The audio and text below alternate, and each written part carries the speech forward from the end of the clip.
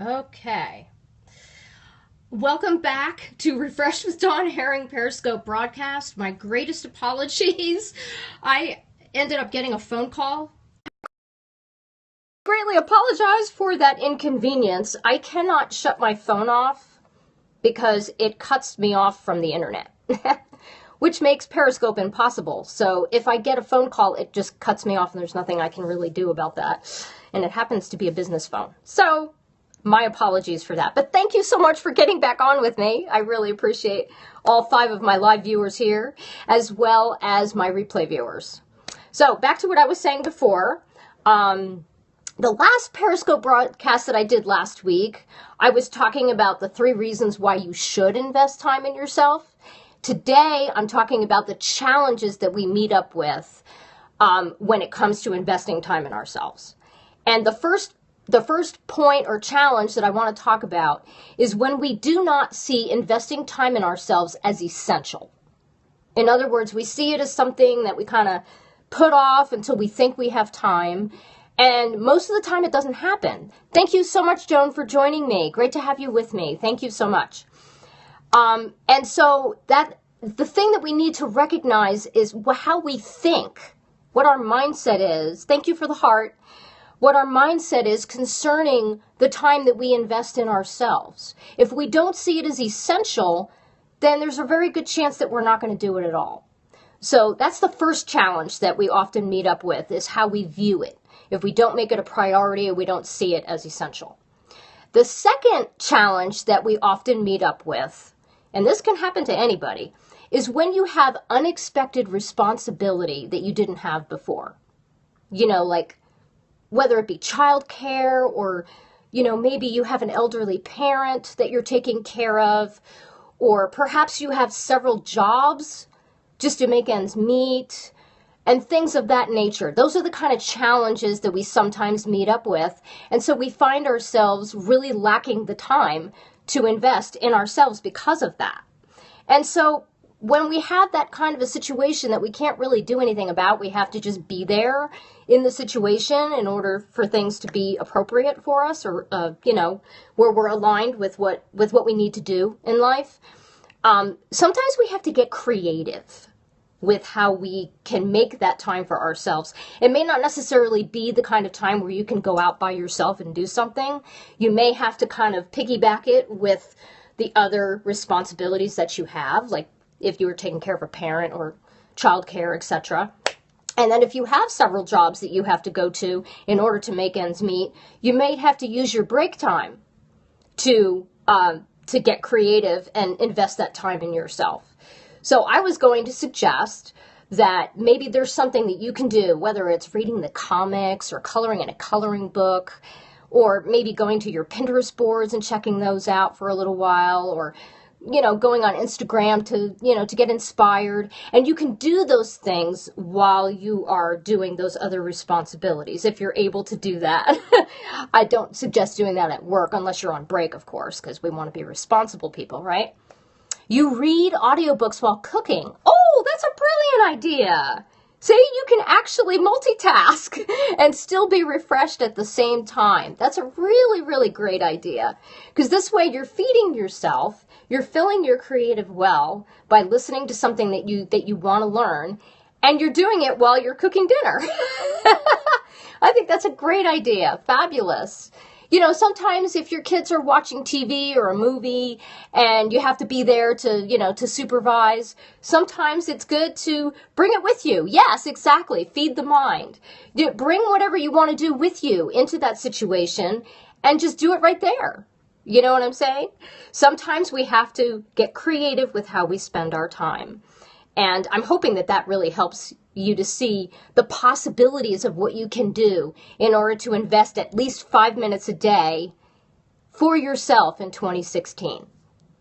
Now, the third challenge that I wanted to talk about today is one that I think a lot of females run into, and that's the problem of guilt, where we actually feel guilty about taking even 5 minutes for ourselves, whether it's going to a movie alone or going to a bookstore so you can just peruse the titles without being hurried by your kids if you have kids, whether it's just messing around on Pinterest or, connecting with your friends, if that's what refreshes you and lifts your spirit. Oh, exactly. You totally understand what I'm saying. Very good.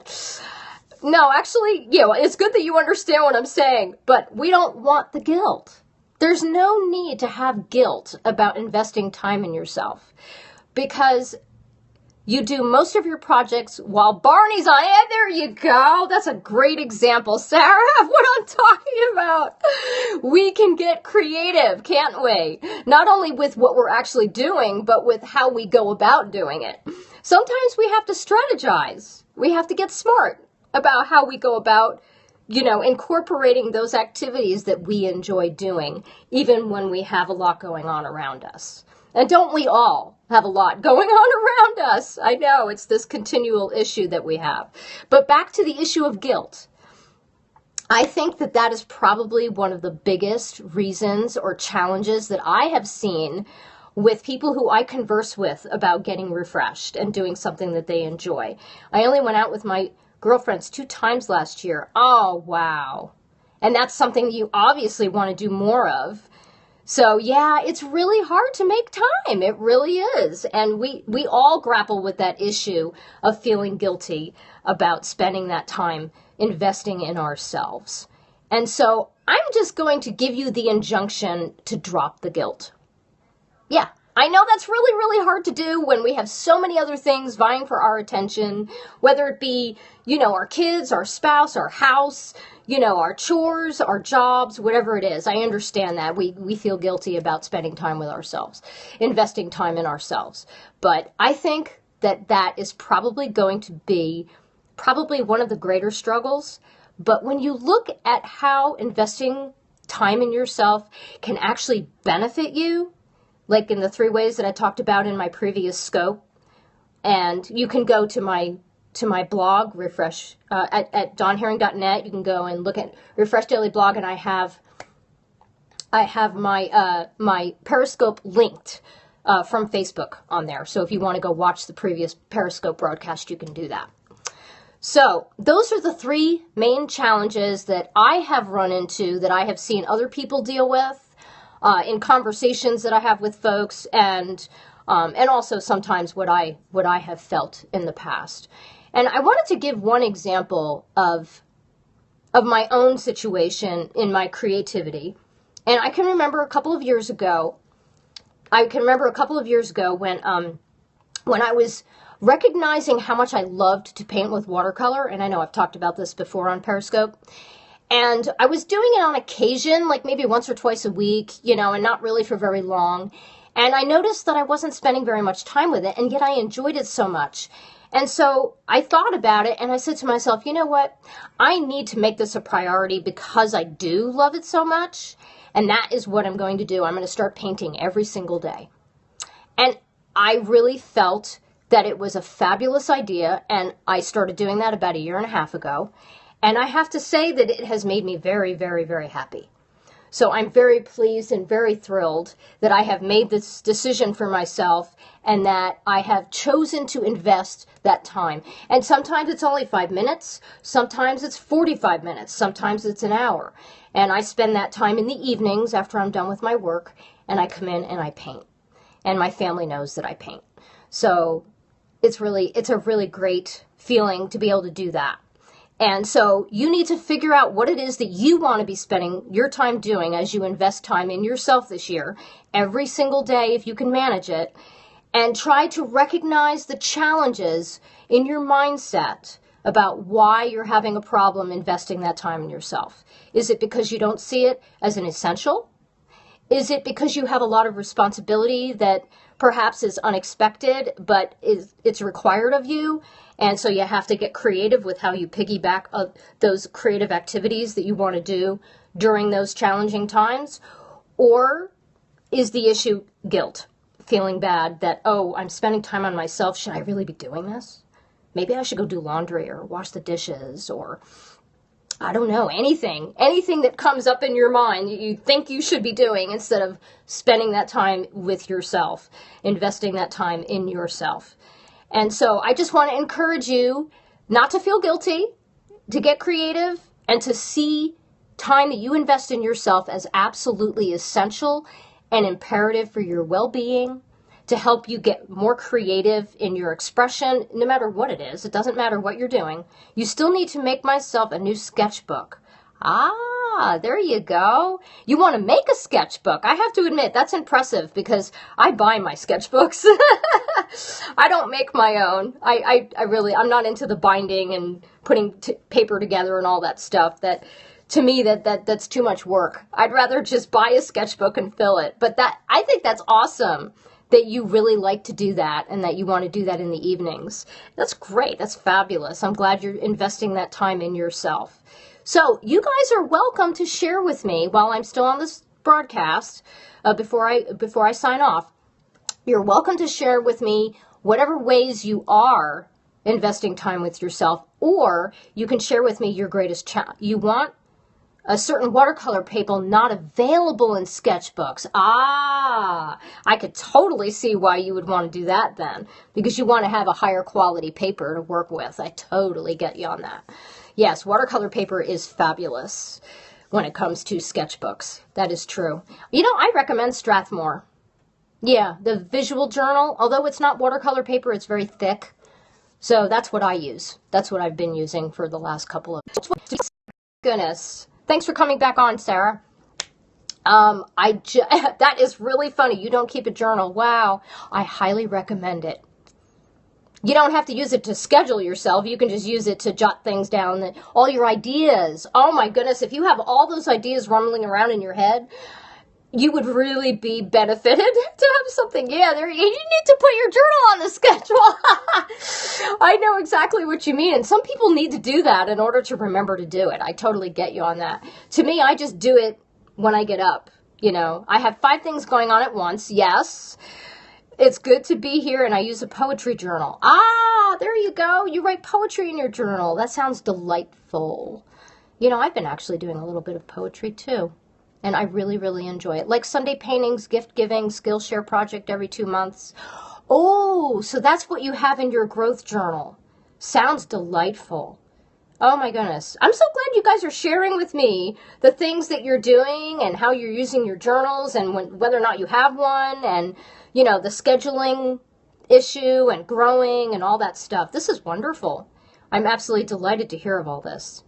So for me, I keep a personal journal, a written journal, and I write in the morning and I write in the evening. I like the idea of a growth journal. I know, doesn't it sound really cool?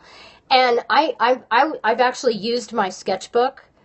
Then you check the projects as you complete them. But of course, you got to have that, right? So you can show what you've done, what you've accomplished. That's wonderful. Yeah, I use this artist sketchbook to keep my ideas written down, and, you know, and ideas that come up, you know, for Periscope broadcasts, for other projects that I'm working on. I keep track of how much time I'm using or taking up when I do my painting sessions. And I write down, you know, things that I want to do that I haven't done yet, etc. I just write all the monotony of the day. If you do, it gets depressing. Poetry brings words to life. Oh, yes. In your journal. Oh, absolutely. Because then you have to think about just the right word to express how you feel. And that is a really great way to activate your creative center. What word will work in my poetry? What will really encapsulate my feeling? Oh, yes, an artist of words. Exactly. I totally get that, Karen, an artist of words. Thanks for the hearts. That's very, very sweet. So, yeah. I have so much fun with my art sketchbook, with my written sketchbook. Yay, I see your smile, Sarah. That was sweet. Yes, it makes you very happy. I'm sure it does. It makes me happy, too. I like to write a little bit of poetry myself. What I was going to say is that my sketchbook is a great place for me to record all my ideas and what I want to do, maybe stuff that I haven't tried yet. And then, of course, my written journal, I write down the things that I want to do each day. You used to journal only about negative things, so no more reporting style journaling for me. Oh, you know what you need to do? You know what helps me? I usually write a little list, just a very short list of the main things in my day, And if they were things that were negative for me, I put an X next to it. And if it's something that I was really happy about, I put a big star next to it. And then that's it. I mean, sometimes I talk about something that frustrated me or challenged me or made me mad. Yeah, sometimes things make me mad. And so I write all that down, just kind of get it out of my system. But then I also talk about all the good stuff that happened. Oh, you know what? I don't usually go back and read it either, to be honest with you. Yeah, I know, right? You'd be in trouble if you wrote all that down, right, Karen? Oh my gosh, that's really funny. But you know what? Journaling is a great way to just get it all out on the page, and then you just kind of let it go. I think that kind of helps me to just release it all. And then, oh, so you feel it as wasted time? Oh, no, I would never see it as wasted time because you are validating your emotions and feelings. Now, you may not want to focus so much on that. You might want to just do a little bit of that and then focus more on the positive stuff that happened and say, this is what I'm dancing about. You know, this is my happy dance for the day or how I refreshed myself. That's kind of what I like to do. And then, of course, no, not wasted time. Definitely not. I agree with you, Karen. Any kind of journaling is never wasted time because you're putting your thoughts on the page and you are the only one thinking those thoughts, you know, in your day right now. So validating your emotions and feelings is actually a really important thing to do. It's just a matter of bringing it into a nurturing kind of vibe. But the thought of a growth journal is magnificent. Yeah, I know. I love that too. I love that too. And I'm kind of using my sketchbook as a little bit like that, you know, where I've been recording stuff, you know, that I want to do and talking about things that I'm expanding on. So that's really cool. But what I was going to say is the other thing that I really enjoy doing is doodling at night. It kind of gives me a way to encapsulate my day with a word or a phrase, and then I just draw letters in whatever way I feel like. And then I fill it in with watercolor markers, which I have so much fun doing. Oh my gosh. I have so much fun determining whether to put plaid in the letters or circles or squares or, you know, or just fill it with color and just do lots of shading. Oh yeah, coloring is really fun too. Well, that's really what it is for me. When I create my own doodle, then I color it in. And I have no idea how long it takes me to do that. I just do it because I have fun with it.